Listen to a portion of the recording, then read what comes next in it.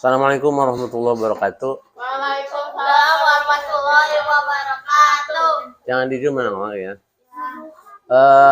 Selamat sore anak-anak. Salam sore. Pada hari ini adalah hari Kamis tanggal 2 Januari Februari tahun 2024 ya. Kebetulan sekarang pelajaran fikih ya. Masih bahasan tentang kaifiat itu ya, kaifiat kurban ya. Masih kaifiat kurban. Apa kaifiat artinya? Tata cara, mekanisme, prosesi disebut kaifiat ya. Nah, waktu itu udah dijelaskan belum tentang asal muasal kurban itu. Jadi kurban itu sebenarnya berasal dari berawal di zaman Nabi apa? Yang paling awalnya Nabi Adam alaihissalam ya, ketika diperintahkan untuk berkurban oleh Allah atas kedua putra Nabi Adam, yaitu Qabil Habil ya. Keduanya kurban, dan kurban yang diterima adalah kurban dari Habil. Habil ditolak. Nah, itu awalnya ada kurban. Tetapi yang lebih unik lagi ya, kurban itu termasuk sunnah Bapak Nabi kita, Bapak Tauhid, yaitu Kangjeng Nabi Ibrahim alaihissalam, di mana Nabi Ismail alaihissalam dijadikan sebuah ujian dari Allah Subhanahu wa taala. Ya, ujian. Ujiannya gimana? Yaitu menguji ketaatan Nabi Ibrahim yang luar biasa untuk rela menyembelih anaknya. Tapi karena Nabi Ibrahim dan anaknya yakin ini adalah perintah Allah, dan di mana Allah itu tidak akan mendolimi hambanya, hanya semata-mata mengujinya, yakin meskipun anaknya harus dikurbankan, disembelih, Nabi Ibrahim rela, ridho, karena memang kita semua milik Allah. Baik kita sendiri, anak kita, kalau diperintahkan oleh Allah, kita wajib taat. Ya, au ahiba au kariha. Mau suka tidak suka harus taat. Nah, waktu itu telah dipaparkan tentang syarat-syarat kurban, yaitu binatang yang termasuk kurban apa? 1, unta dulu. Unta, sapi boleh dengan kerbau, setara dengan kerbau. Kemudian kambing setara dengan domba, domba dengan kambing. Ya, tidak ada kurban ayam. Kecuali dalam hadis ada, tapi cuma analogi saja. Ya, cuma analogi aja. Yaitu bagi kaum bapak-bapak, kaum muslimin, ya, orang yang pertama masuk ke masjid dan duduk paling depan dekat imam, itu pahalanya gede, seolah-olah berkurban dengan unta. Kalau di saf kedua, seolah-olah kurban dengan sapi. Saf ketiga, seolah-olah kurban dengan kambing. Saf keempat, seolah-olah kurban dengan ayam. Saf keenam, sama dengan kurban oleh nog ayam. Ketujuh, sama dengan kurban dengan tainya. Artinya apa? Itu hanya sekedar analogi saja untuk menyemangati bapak-bapak yang ke masjid, harus saling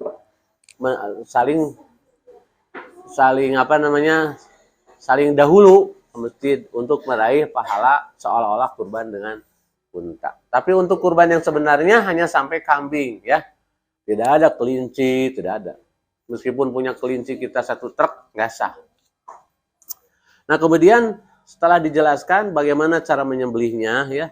Waktu itu diterangkan bagaimana cara menyembelihnya, berdoa dan lain-lain ya. Udah disampaikan. Nah, sekarang apa sih hikmah di balik ibadah kurban itu? Ya. Jadi, ibadah kurban itu tidak semata-mata karena Allah. Jadi, yang paling penting karena Allah kan. Jadi, segala ibadah juga harus terpenuhi 2 kriteria. 1, karena Allah. 2, ada yang tahu? Syarat ibadah yang diterima Allah itu harus memenuhi 2 kriteria. 1, ikhlas karena Allah. 2, bukan. Ya niat karena Allah. Yang kedua apa? Caranya benar sesuai dengan perintah Allah dan sunnah Rasul dalam ibadah harus memenuhi dua syarat itu. Nah, tapi ya apa yang diperintahkan Allah, dicontohkan Rasul, apa yang diniatkan kita karena Allah, ternyata ada efeknya atau ada dampaknya atau ada hikmahnya. Apa hikmahnya? Ya, di sini dikatakan hikmah yang ke-1 adalah apa? Hikmah yang ke-1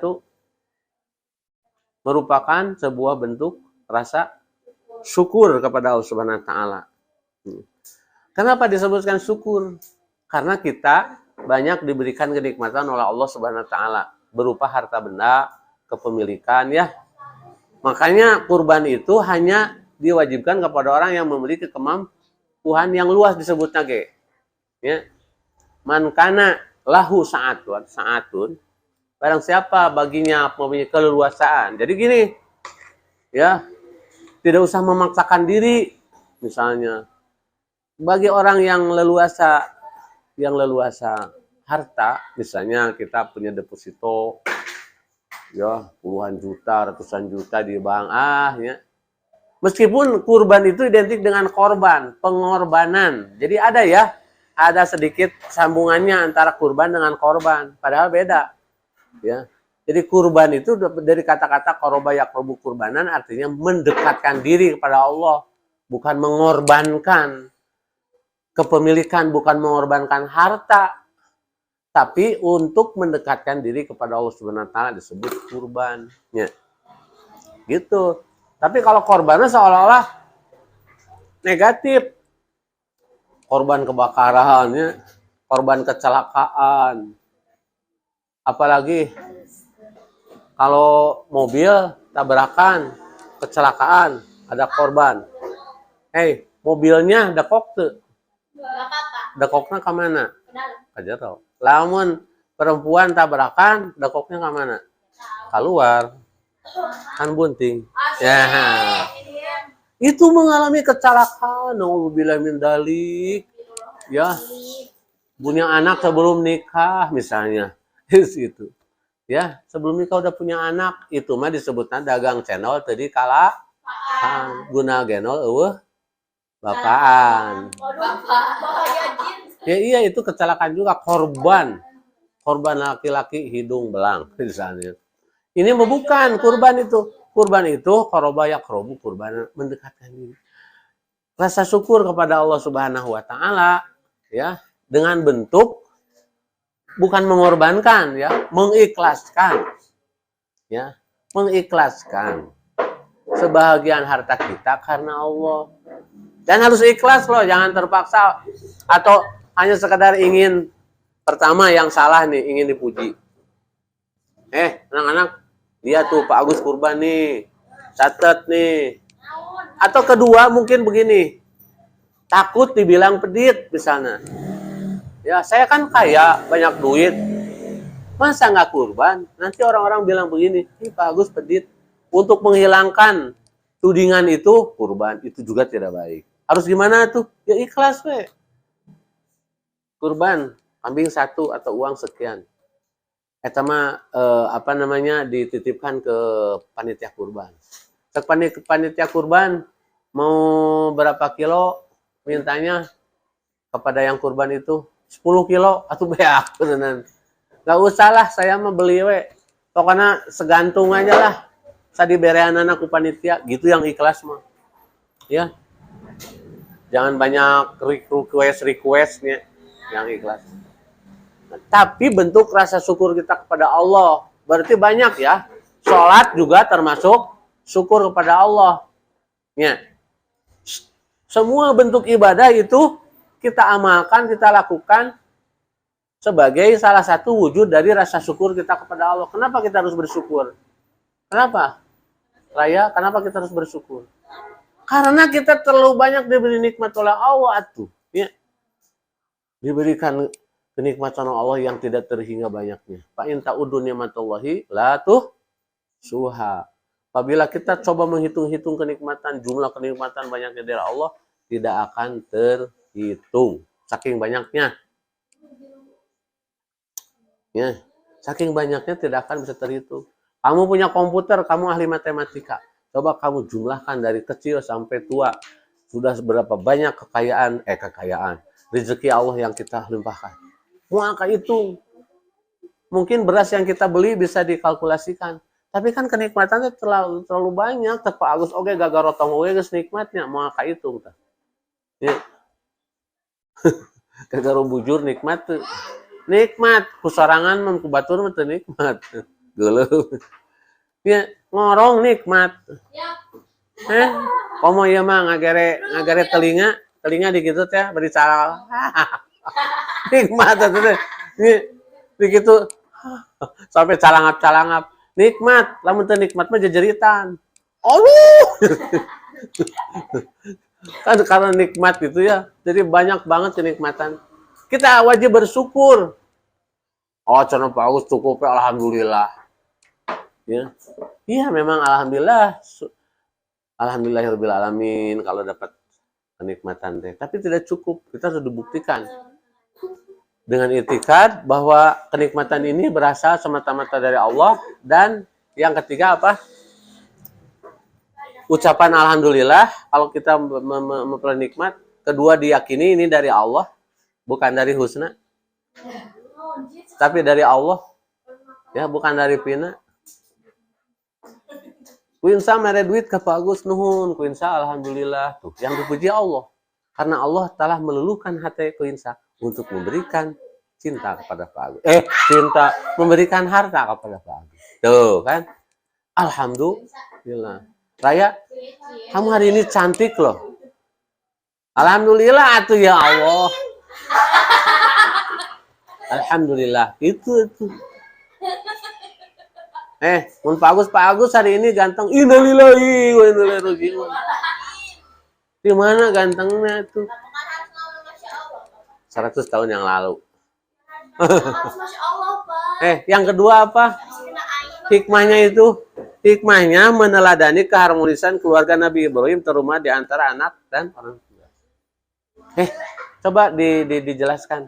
Dijelaskan nomor 2. Meneladani keharmonisan keluarga Nabi Ibrahim dengan anaknya. Betapa seorang anak begitu taat kepada orang tua, hatta akan disembelih pun anak itu ridho. Kamu disuruh beli rokok aja bandel. Ya. Raya, bantu bapak beliin sambal saset di warung. Nggak mau tuh, Pak, males tuh. Disuruh beli sambal aja males. Nabi Ismail dia sambeli. If'al matu maru satajiduni. Insyaallahu minas sholihin. My father, do it. Lain do it lakukan. Ayahku, do it. Sembelih diriku. Naon bahasa Inggris sembelih? Lekek, my lekek. Ya. Kurang berarti itu sebuah pelajaran, kita harus taat kepada orang tua meskipun disuruh yang membuat kita males. Kecuali disuruh jahat nggak boleh kan. Kira-kiranya Zahra, kalau ayahmu mau menjebeli kamu mau taat nggak? Pasti kieu. Zahra, kamu akan ayah sembelihnya kan harus taat kayak Nabi Ismail. Kan bapaknya juga bukan Ibrahim. Kalau ayahnya Nabi mah aku juga mau. Ya. Bukan harus gitu, tapi maksudnya, lamun ayah kamu bawa loba uang, ingetin sama kamu. Ya. Alias Jepani, ayah kamu nih banyak duit misalnya, tidak mau kurban, ayah kurban. Mau ayah cek bapak nanti, kalau nggak mau kurban, padahal ayah banyak duit, aku aja sembelih ayah. Siapa? Mending mana ayah disembelih, cek ayah teh ke bapaknya, cek bapaknya, atau ayah mengeluarkan uang 4 juta buat kurban. Ayo, cek ayahnya, mending kurbannya tuh 4 juta daripada menyembelih anak sendiri. Nah gitu ya, bagus gitu ya. Yang ketiga apa? Menumbuhkan sikap kasih sayang dan peduli terhadap sesama, yaitu terhadap orang yang membutuhkan daging. Karena adanya daging kurban, jadi kebagian. Orang miskin mah anak-anak mau beli daging teh hese duitnya. Kamu orang kaya monyet. Orang kaya banyak uang, bahkan bosen.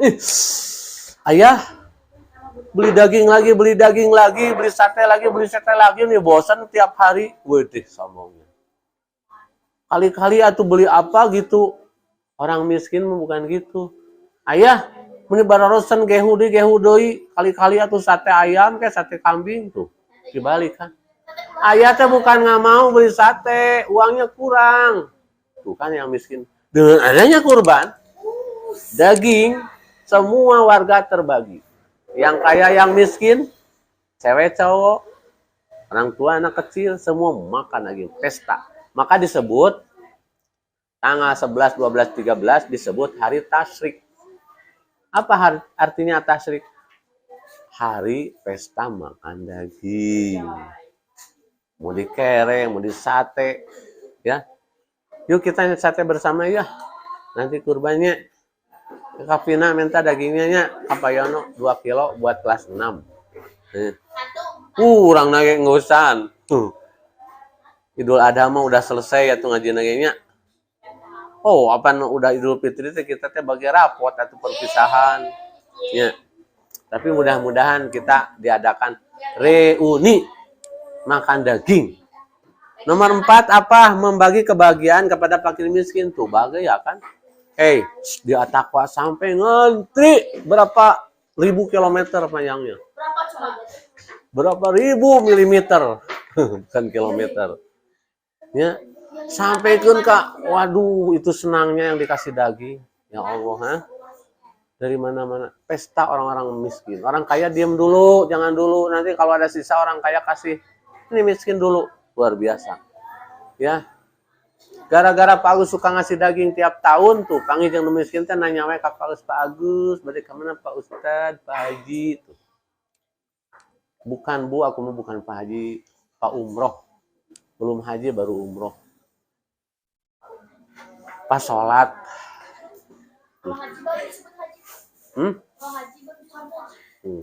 Nomor 5, bukan. Nanti ku paus buangnya, plastiknya mau dimanfaatin. Mempererat hubungan silaturahmi antar sesama anggota keluarga, tetangga, dan kolega. Betul? Kalau usum kurban, ini daging kebanyakan nih. Aduh, umahnya. Ini ada 15 bungkus. Sementara tetangga sebelah udah kebagian KB. Ini mesti 15. Banyak udah dahar KB, itu udah were. Mual, bagiin. Ingat-ingat. Ada saudara di Cicadas, pisahkan. Masukin freezer dulu. Wah, ada saudara di Cigonewah, pisahin dulu. Nanti besoknya bisa diojolkan. Ojol? Ojol kan? Bukan ojol kan? Grep. Naon teh? Grep digrepin. Ya, digrepin. Bisa. Tuh kebagian jadi aduh, makasih ya. Ini jauh-jauh dari Maleber sampai ke sini dagingnya. Menghubungkan silaturahmi. Hanya dengan sekilo daging mungkin. Ya. Pak Agus kadang-kadang suka inget ke bekas pacar Pak Agus. Pak, ini gariskan loh Pak. Aduh, inget. Tapi pacar Pak Agusnya udah meninggal. Ya. Karena kamu semua udah kebagi, saudara udah kebagi. Jadi semua diinget-inget yang udah meninggal diinget-inget. Mau dibagi. 15. Gak boleh gitu. Kan itu mah kisah masa lalu.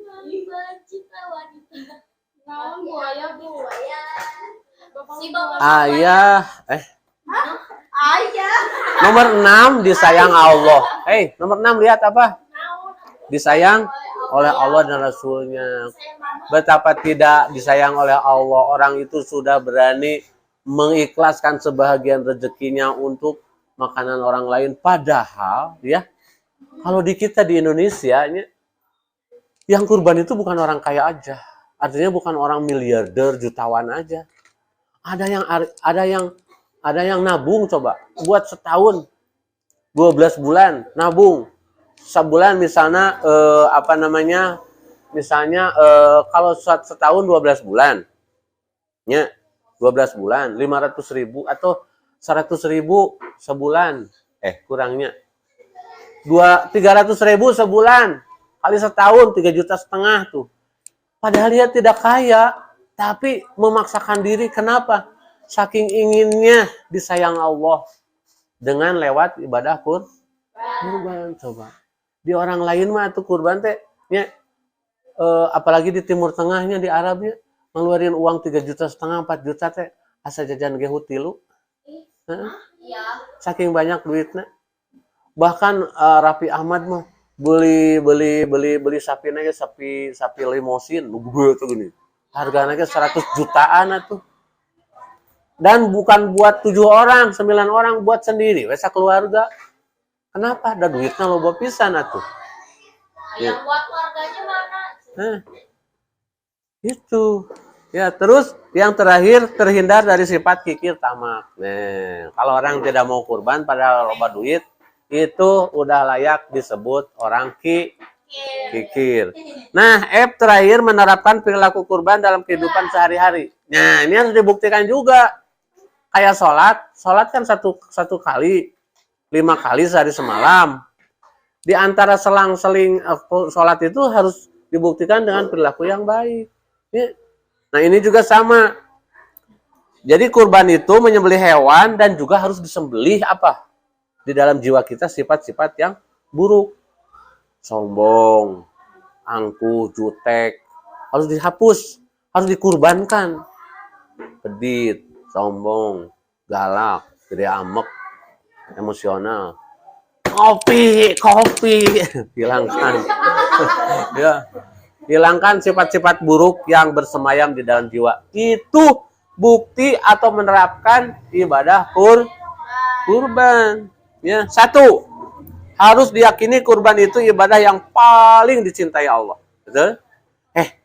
Dengerin. Sampainya ada keterangan begini, orang yang ibadah kurban, ya, dia akan memperoleh pahala sebanyak bulu yang ada di binatang itu. Bulu yang ada di binatang itu.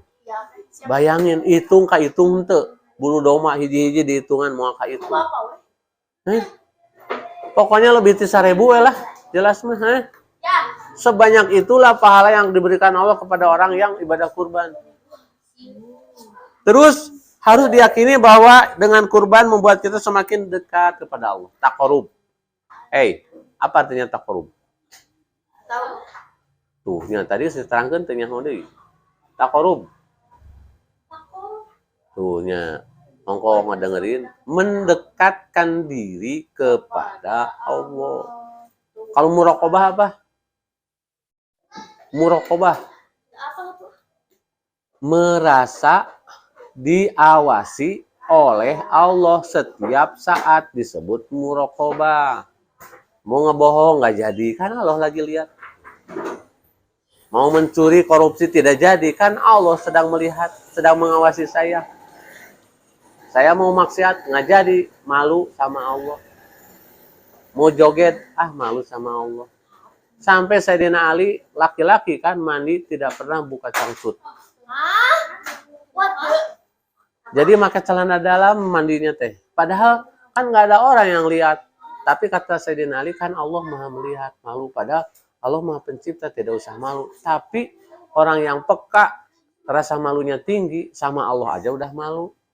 Ayo orang, ada usah saha. Pepeakan, telanjang bulut.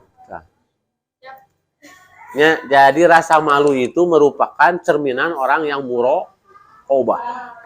Orang yang muraqabah, orang merasa diawasi oleh Allah Subhanahu wa taala. Dan qoroba yaqrobu itu mendekatkan diri kepada Allah. Terus yang ketiga harus diyakini bahwa kurban dapat mendatangkan pahala yang berlipat ganda. Tadi udah dijelasin ya, sebanyak bulu yang ada di binatang hewan itu. Keempat, harus disadari bahwa kurban dapat membagi kebahagiaan kepada para miskin dan duafa. Betul, tadi udah ya. Nomor 5, harus diyakini kurban dapat menjauhkan diri dari sikap kikir dan rakus. Udah. 6, harus diyakini bahwa kurban, jadi maksudnya harus bisa jadi obat. Obat apa, ayo? Obat apa? Kikir. Obat kikir. Sebelum kurban, dia kikir. Sesudah kurban, jadi penyantun. Ya. Ibadah haji juga begitu kan? Orang yang ibadah haji, ya, orang ibadah haji, sebelum ibadah haji, galak, judes, pedit, jadi bager. Itu hikmah namanya. Yang keenam, harus diyakini kurban sebagai ungkapan rasa syukur kepada Allah, ya. Dan 7 yang terakhir, bahwa kurban mempererat silaturahmi, tadi udah dibahas. Demikian ya. Semoga kalian bisa memahaminya menjadi ilmu. Allahumma fa'na bima alam tanah wa alimna ma yanfa'una wajidna ilman. Ya. Doa ilmu, ya. Wassalamualaikum warahmatullahi wabarakatuh. Waalaikumsalam. Ngajinya baca